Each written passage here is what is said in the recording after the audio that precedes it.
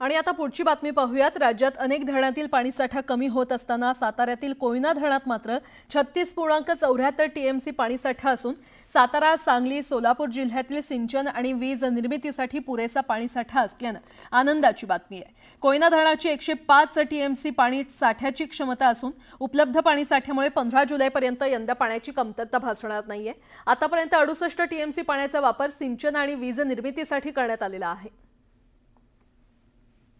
महाराष्ट्राची भाग्यलक्ष्मी म्हणून ओळख असलेलं साताऱ्यातील कोयना धरण, सध्या आपण या ठिकाणावरती आहोत आणि जे कोयना धरण आहे हे कोयना धरण सध्या 36 टीएमसी पाणीसाठा आहे। यामध्ये उपयुक्त पाणीसाठा हा 36 टीएमसी असला तरी 17 टीएमसी पाणीसाठा हा वीज निर्मितीसाठी आणि 17 टीएमसी पाणीसाठा सिंचन व्यवस्थेसाठी राखण्यात आलेला आहे। साधारणतः 15 जुलैपर्यंत या धरणातील पाणी पूर्णपणे सिंचन तसेच वीज निर्मितीसाठी पूर्णपणे पुरेल असं या ठिकाणी धरण व्यवस्थापकाकडून सांगितलं जात आहे। 1.7 या ठिकाणी टीएमसी पाणीसाठा हा बाष्पीभवनासाठी वाया जाईल असंही सांगितलं जात आहे। एकंदरीत राज्यातील अनेक धरणांमधला पाणीसाठा हा कमी असून तो पाणीसाठा या ठिकाणी सिंचन तसेच पिण्यासाठी लोकांना उपयुक्त कमी पडेल असं सांगितलं जात असताना सातारा, सांगली, सोलापूर जिल्ह्यातील शेतकरी आणि लोकांसाठी अतिशय आनंदाची बातमी म्हणजे कोयना धरणाचा पाणीसाठा 15 जुलैपर्यंत पूर्णपणे पुरेल एवढा असल्याचं या ठिकाणी सांगितलं जात आहे। न्यूज 18 लोकमतसाठी विशाल पाटील, कोयना नगर, सातारा।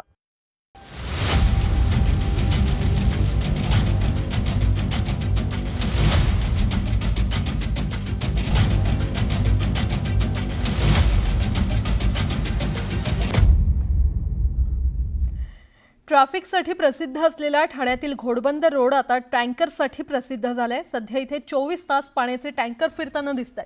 तब्बल 500 टँकर्सने इथे पाणी पुरवठा करण्यात येतोय। टँकरच्या पाण्यासाठी इथल्या एका सोसायटीला महिन्याकाठी 4 ते 6 लाखांचा खर्च येतोय।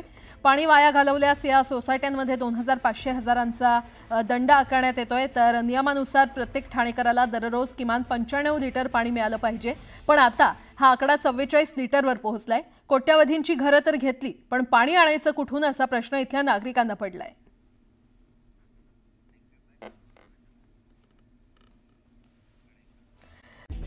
महत्त्वाच्या बातम्या प्रायोजक पुष्कराज रागी डिलाइट्स, महाराष्ट्राचं लाडकं आणि नंबर 1 नाचणी सत्व।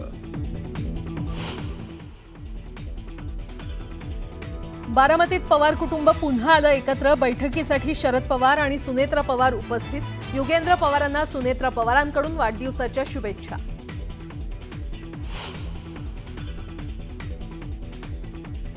राज ठाकरे यांच्यानंतर आता उद्धव ठाकरेही कुटुंबासोबत परदेश दौऱ्यावर। 4 मे रोजी उद्धव ठाकरे परत येणार असल्याची माहिती। एकत्र येण्याच्या चर्चेनंतर दोघेही परदेश दौऱ्यावर असल्यानं चर्चा।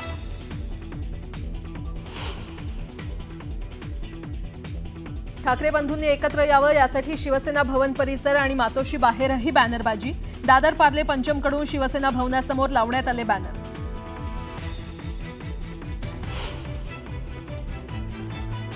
हिंदी ही भाजपची भक्ती नव्हे तर सक्ती। हिंदी सक्तीच्या मुद्द्यावरून भाजप आणि मनसेमध्ये बॅनर वॉर। सेना भवन परिसरात भाजपच्या बॅनर नंतर मनसेकडूनही उत्तर।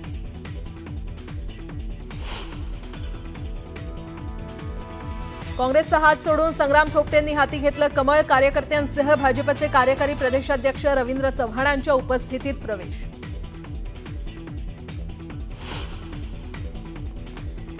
सांगलीत अजित पवार गटाची ताकद वाढणार। 4 माजी आमदारांसह जिल्हा परिषदेचे माजी शिक्षण सभापती राष्ट्रवादीत करणार प्रवेश।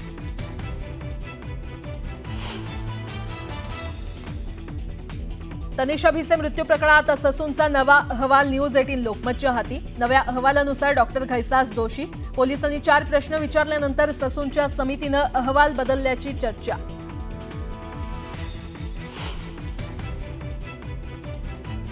वाल्मिक कराड जेलमध्ये मात्र कार्यकर्त्यांची अजूनही दहशत। डीवायएसपी गोल्डे यांच्या जबाबातून मिळालेल्या माहितीनं एकच खळबळ।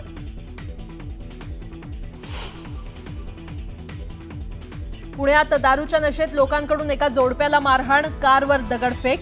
5 जणांवर गुन्हा दाखल तर 3 आरोपी अटकेत।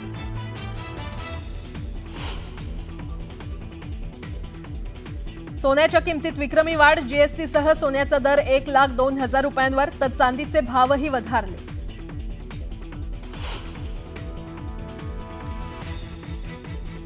आणि चुनाभट्टीत पोलिसांकडून 10 कोटींचं चरस जप्त, परदेशातील 2 आरोपींना घेतलं ताब्यात.